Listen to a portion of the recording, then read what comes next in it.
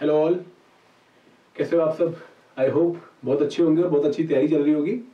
दोस्तों, हमने अपने पिछले लेक्चर में preamble of Indian constitution part 1 cover किया था और आई होप कि आप लोगों ने वो लेक्चर देखा होगा, जहां पर हमने बात करी थी कि प्रेम्बल बेसिकली है क्या, ये हम कहां से लेकर आए हैं, इसका सोर्स ऑफ इंस्पिरेशन क्या है, हमने किसको मॉडिफाई करके हमारा प्रेम्बल बनाया है हमारे कॉन्स्टिट्यूशन का, और उसके बाद हमने बात करी थी कि प्रेम्बल हमें कौन कौन सी चीजें बताता है, जहां पर हमने nature of Indian state already cover कर लिया था।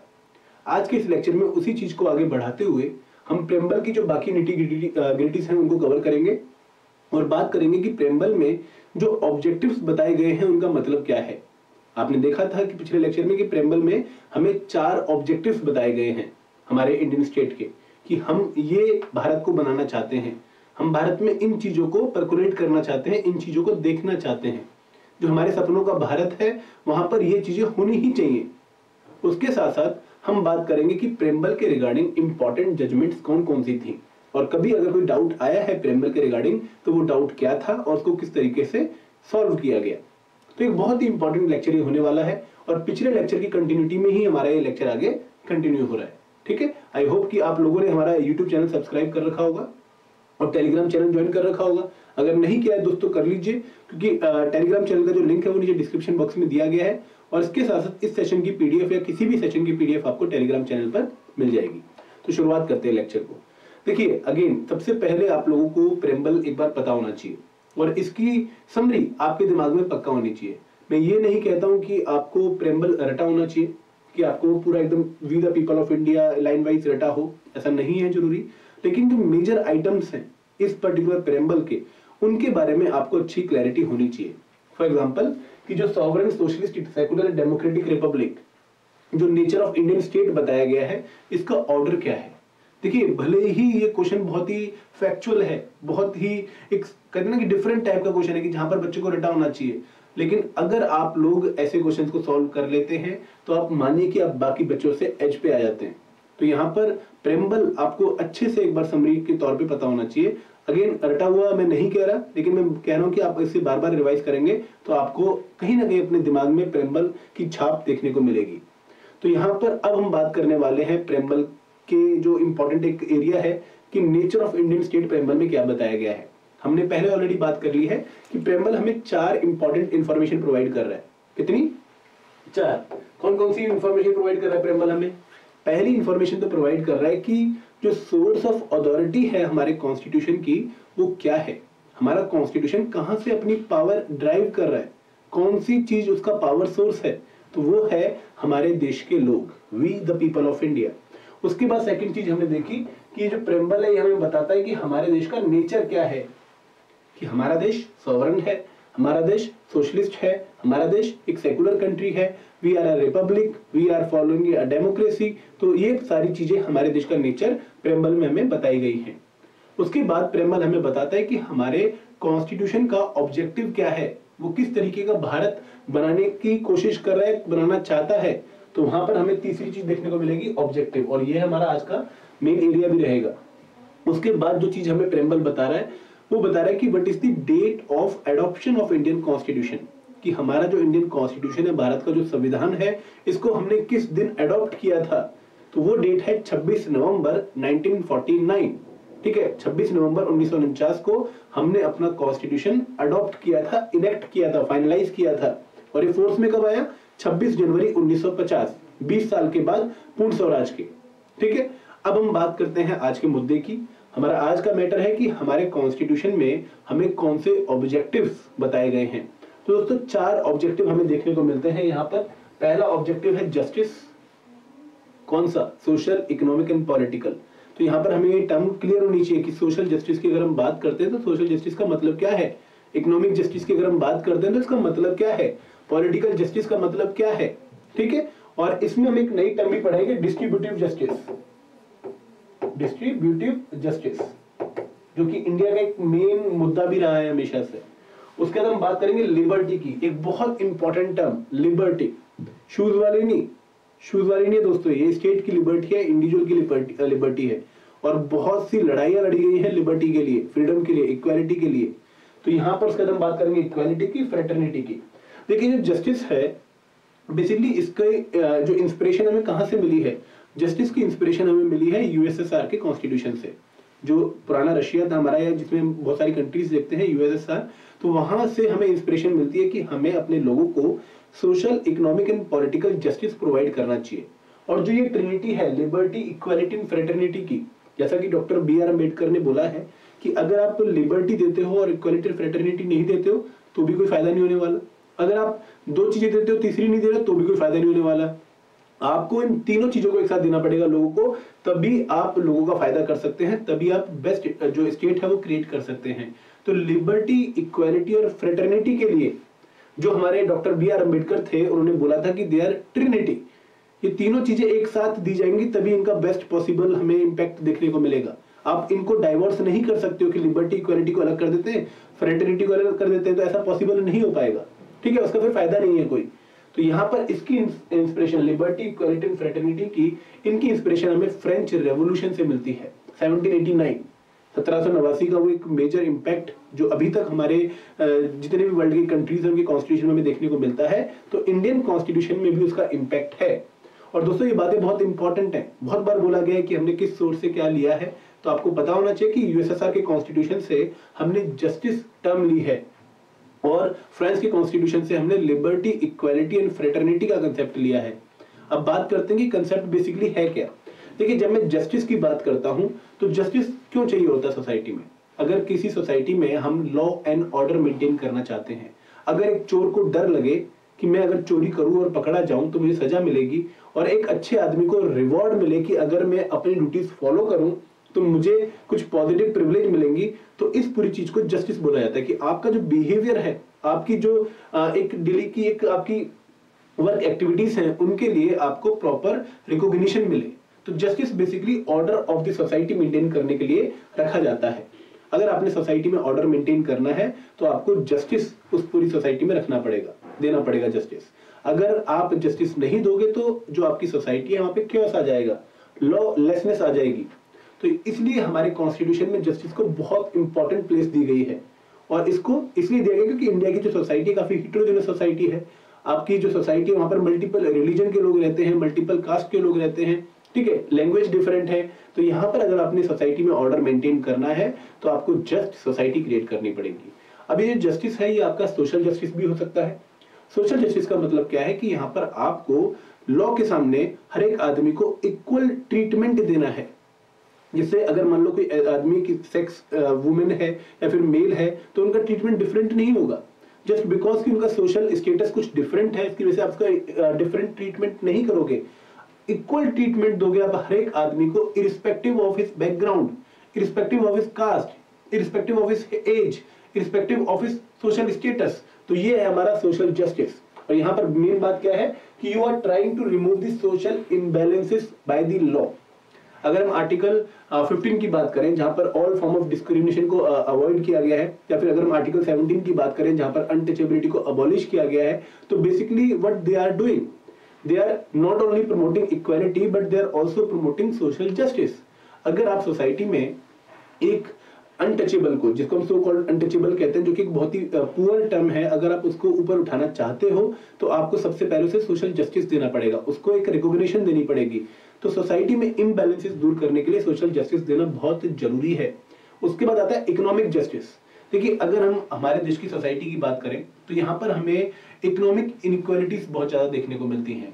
लोगों की वेल्थ में डिफरेंसेस हैं, लोगों की इनकम में डिफरेंसेस हैं। तो इनको अगर हमने दूर करना है, मिनिमाइज करना है, तो कहीं ना कहीं हमें लोगों को इक्वल अपॉर्चुनिटी देनी पड़ेगी कि आप जो भी बिजनेस करें तो वहां पर आपको फ्रीडम है कि आप पूरी तरीके से अपनी एक्टिविटीज को परफॉर्म करें with in the boundation of law रह के। और वो लॉ किसी के लिए अलग नहीं है।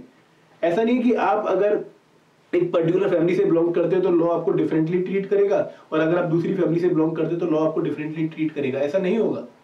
तो आपको पूरा फ्रीडम है अपनी इकोनॉमिक एक्टिविटीज परस्यू करने का, अगर आप बाउंडेशन ऑफ द लॉ के अंदर ही काम करते हो। ठीक है, तो इक्वालिटी ऑफ स्टेटस को मीनिंगफुल बनाने के लिए, देखिए, इकोनॉमिक्स और सोशियो लाइफ, इनको आप अलग नहीं कर सकते हो। तभी हम कई बार टर्म यूज करते हैं सोशियो इकोनॉमिक लाइफ।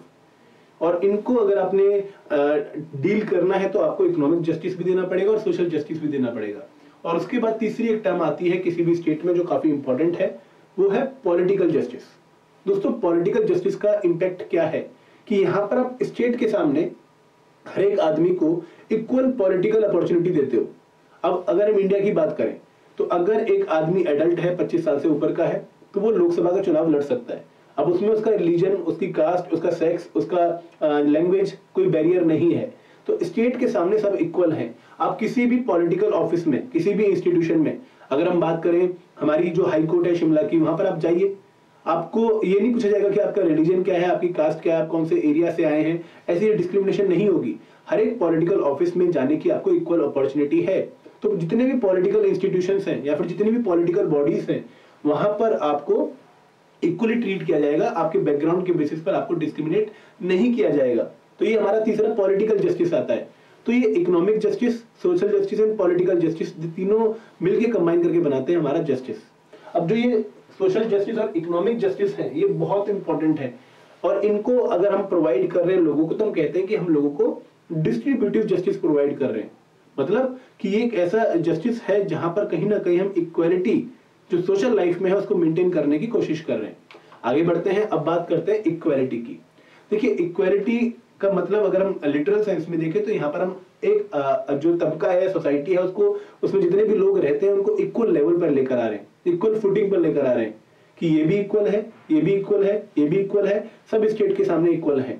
तो जितनी भी डिस्क्रिमिनेशन है सोसाइटी पे कि तू फलानी कास्ट को बिलोंग करता है तो तू पीछे हट, तू आगे आ, ये इक्वालिटी नहीं है। और अगर हम ऐसा नहीं करना चाहते, हम सबको सेम लाइन में रखना चाहते हैं, सबको सेम लेवल पर रखना चाहते हैं, तो we are promoting the equality. तो इक्वालिटी और सोशल जस्टिस आपको कहीं ना कहीं थोड़ा थोड़ा सेम सेम लगेगा, क्योंकि इनमें आप अगर थीम वाइज देखें तो बहुत कम डिफरेंस है, लिटरल सेंस में आपको डिफरेंस देखने को मिलेगा। तो सोशल जस्टिस में कहीं ना कहीं जहां पर हम लोगों को इक्वल ट्रीटमेंट दे रहे हैं, तो यहाँ पर हम लोगों को इक्वल लेवल प्रोवाइड कर रहे हैं, इक्वल फुटिंग प्रोवाइड कर रहे हैं। अगर आपने प्रेम्बल ध्यान से पढ़ा है तो वहां पर हम इक्वालिटी ऑफ स्टेटस प्रोवाइड कर रहे हैं and equality of opportunity provide कर रहे हैं। पहली बात तो सबका स्टेटस इक्वल है लॉ के सामने, सब इक्वल लेवल पर है। आप किस खानदान से बिलोंग करते हैं, आप किस फैमिली से बिलोंग करते हैं, आप किस रिलीजन से बिलोंग करते हैं, उससे फर्क नहीं पड़ता।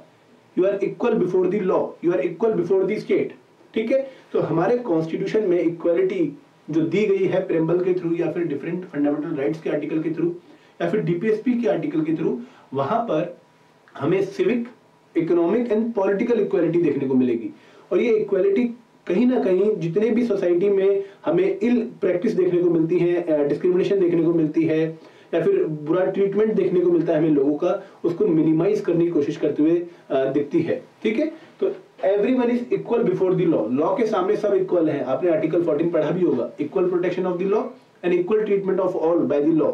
ठीक है, तो यहाँ पर इक्वालिटी हमने अपने कॉन्स्टिट्यूशन में सिविक, पॉलिटिकल, इकोनॉमिकल इक्वालिटी देखी है। अगर हम सिविक इक्वालिटी की बात करें तो कहीं ना कहीं जो हमारे फंडामेंटल राइट्स हैं, आर्टिकल 25 से 28 जो हमें फ्रीडम ऑफ रिलीजन प्रोवाइड करता है, आर्टिकल 14 से 18 जो हमें राइट टू इक्वालिटी प्रोवाइड करते हैं, वो कहीं ना कहीं इस पूरे एम को परस्यू कर रहे हैं। उसके बाद दोस्तों इक्वालिटी में जो इक्वालिटी ऑफ अपॉर्चुनिटी दी गई है, इसका मतलब बहुत इंपॉर्टेंट है। आई होप कि आप सब जानते होंगे कि there is a difference between the term equality and equity. Equity का मतलब क्या है कि आप हर किसी की कंडीशन के हिसाब से उसको मौका दो। इक्वालिटी में क्या है कि आपने तीनों को सेम अपॉर्चुनिटी प्रोवाइड कर दी, सेम लेवल प्रोवाइड कर दिया।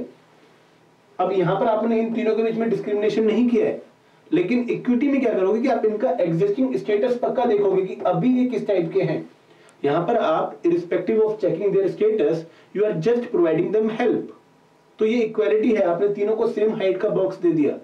लेकिन अगर आप उस पर्सन की एग्जिस्टिंग जो स्टेटस है उसको स्टडी करें और उसके बाद आप उसको मौका दें कि तू अब लेवल पर है, तीनों लेवल पर है, यहां पर इसे कहते हैं इक्वालिटी ऑफ अपॉर्चुनिटी।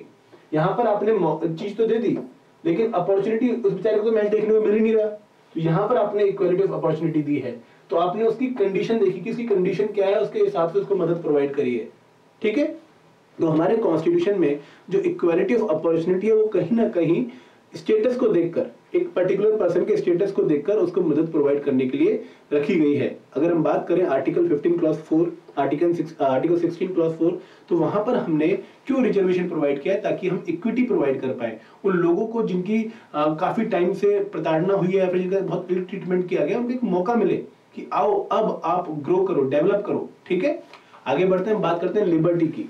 लिबर्टी देखिए अगेन एक बहुत इंपॉर्टेंट टर्म है जिसकी पॉजिटिव कॉनोटेशन भी है और नेगेटिव कॉनोटेशन भी है। बट अगर हम लिबर्टी की लिटरल सेंस में बात करें तो लिबर्टी का मतलब है क्वालिटी और स्टेट ऑफ बीइंग फ्री। आपको पता है कि आपके ऊपर कोई और बैरियर नहीं है, आप फ्री फील कर रहे हो। उसके साथ साथ फ्रीडम फ्रॉम आर्बिट्री और डेस्पोटिक रूल, आपको क्लियरली पता है कि आपके सामने कौन कौन सी बाउंडेशन है। ऐसा नहीं है कि कुछ राजा ने कल भविष्यवाणी कर दी कि जो लोग दोनों टांगों पे चल रहे हैं उनकी एक टांग कटवा दूं, तो ये ऐसा डेस्पोटिक रूल नहीं है जहां पर कोई भी आर्बिट्री लॉ आ जाएगा, समझ रहे हो। तो यहाँ पर अगर ये फ्रीडम है तो आप लिबर्टी में जी रहे हो। उसके साथ साथ पॉजिटिव एंजॉयमेंट कि आपको पूरी चॉइस मिल रही है, पूरे चांस मिल रहे हैं कि आप अपना बिलीफ, अपना एक्सप्रेशन, अपना फेथ खुल के प्रमोट करो, खुल के उसको लोगों को शो करो, ठीक है। नेगेटिव फॉर्म में लिबर्टी का मतलब क्या है कि आपके ऊपर कोई रिस्ट्रेंट नहीं है, स्टेट आपके ऊपर रिस्ट्रेंट नहीं लगाएगा, तो it is negative connotation for the state कि स्टेट आपके ऊपर क्या नहीं करेगा, कोई बाउंडेशन नहीं लगाएगा। दोस्तों लॉ का रहना लिबर्टी के लिए बहुत इंपॉर्टेंट है अगर लॉ लिमिटेड है, क्योंकि लॉ कहीं ना कहीं आपको एक बाउंड्री देते हैं कि देखो इस बाउंड्री में रहकर आप अपनी लिबर्टी को एंजॉय करिए। और लॉ ये भी इंश्योर करते हैं कि किसी की पर्सन की लिबर्टी जब इंजॉय हो रही है तो किसी और की लिबर्टी वायलेट ना हो रही हो, ठीक है। अब आगे बढ़ते हैं, अब बात करते हैं फ्रेटर्निटी की। देखिए अगर हम फ्रेटर्निटी की बात करें तो फ्रेटर्निटी में हमें सबसे पहले यूनिवर्सल ब्रदरहुड का कंसेप्ट देखने को मिलता है, आपसी भाईचारे का कंसेप्ट देखने को मिलता है। इंडिया जहां पर हमें मल्टीपल रिलीजन, मल्टीपल लैंग्वेज देखने को मिलती है, यहाँ पर अगर हम एक पर्सन की जो डिग्निटी है उसको अगर हम इंश्योर कर दें तो कहीं ना कहीं हम उसको समाज में इक्वल फुटिंग पर लेकर आते हैं। और अगर आप लोग दो इक्वल हो और एक दूसरे की रिस्पेक्ट कर रहे हो तो आपके बीच में जो भाईचारा है वो बढ़ेगा, और कहीं ना कहीं जो भाईचारा दो पर्सन के बीच में बढ़ेगा, सोसाइटी के बीच में बढ़ेगा, और सोसाइटी के बीच में अगर बढ़ेगा तो ये पूरे देश के लिए बढ़ेगा, पूरे देश की यूनिटी में हेल्प करेगा। तो अगर हम के मुंशी की बात करें तो when we are promoting the dignity of the individual, तो हम सिर्फ उसकी मटेरियल रिस्पेक्ट नहीं कर रहे हैं, हम उसको सिर्फ इक्वालिटी नहीं दे रहे हैं, हम ये भी इंश्योर कर रहे हैं कि वो साइकोलॉजिकली फील करे कि हाँ वो पार्ट है एक नेशन का, वो पार्ट है एक स्टेट का। और जब ऐसा फील होगा तो जो हमारी टेरिटोरियल इंटीग्रिटी है वो और मजबूत होगी, ठीक है। आगे बढ़ते हैं, अब बात करते हैं कि इंपॉर्टेंट जजमेंट्स क्या है हमारे प्रेम्बल के रिगार्डिंग। दोस्तों प्रेम्बल के रिगार्डिंग कुछ डाउट रहे थे। पहला डाउट क्या रहा कि क्या प्रेम्बल हमारे कॉन्स्टिट्यूशन का पार्ट है। तो ये पहली बार डाउट उठा बेरूबरी यूनियन केस में। इस केस में सुप्रीम कोर्ट ने बोला कि देखो प्रेम्बल हमारे कॉन्स्टिट्यूशन का पार्ट नहीं है। नो डाउट जब भी हमें कुछ प्रॉब्लम आती है कॉन्स्टिट्यूशन के किसी आर्टिकल को समझने में तो हम कहां पहुंचते हैं, प्रेम्बल के पास।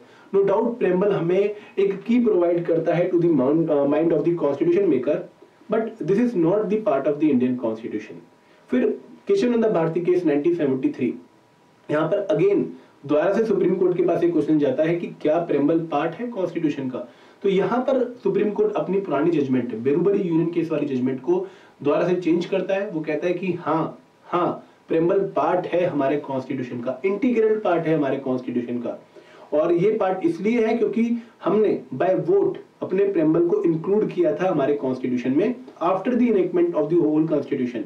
नवंबर 1949 में हमने प्रेम्बल के ऊपर वोटिंग करवाई थी कि do we adopt this preamble, तो कॉन्स्टिट्यूंट असेंबली के मेंबर ने इनको हाँ बोला था। तो preamble is part of the Indian constitution. और बहुत सारे आर्टिकल ऐसे हैं जिनकी पीछे आर्टिकल होने के पीछे जो लॉजिक है कि क्यों ये आर्टिकल है वो हमें प्रेम्बल बताता है, ठीक है। फिर उसके बाद LIC ऑफ इंडिया केस या Berubari union SR Bommai case, वहां पर भी सुप्रीम कोर्ट ने द्वारा बोला कि preamble is the part of Indian constitution. अब एक और क्वेश्चन ये आया कि अगर प्रेम्बल पार्ट है इंडियन कॉन्स्टिट्यूशन का तो क्या हम उसको अमेंड कर सकते हैं? क्या पार्लियामेंट के पास अनलिमिटेड पावर है आर्टिकल 368 में कि वो कॉन्स्टिट्यूशन प्रेम्बल के किसी भी पार्ट को अमेंड कर दे?